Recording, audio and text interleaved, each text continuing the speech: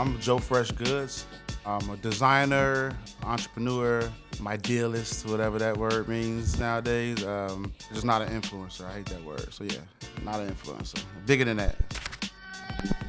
Oh, you're taking it all the way back. I love that. You bring up the spot I had in Pilsen. That's like only a select few knew about that, you know? Pilsen hold true to my heart because that was my first attempt at opening up something that I didn't know was gonna work.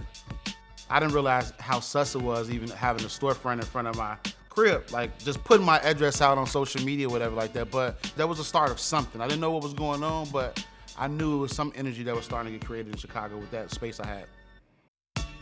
We've gone really fast. 5.5 years, and we've had 3 stores. The first store in Logan Square, it was just too small to have a workshop in it, you know? So we moved over on Grand, and we outgrew that, and we wanted to have a concept space where we can have give back programs, do pop-up shops for different brands or whatever. So we wanted to open up, we wanted to show Chicago our growth.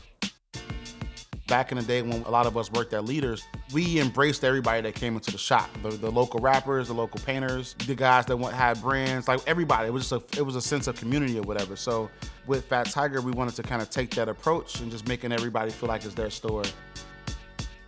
Well, I'm a little bit more personal with my work. You can kind of see the different stages of my life through my clothes.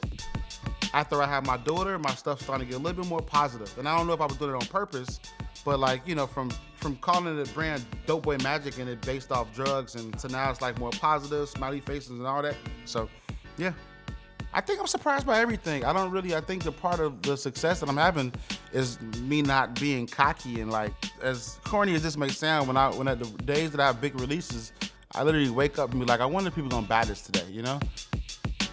I just want to keep showing the industry that I can like stay in Chicago and like make it happen.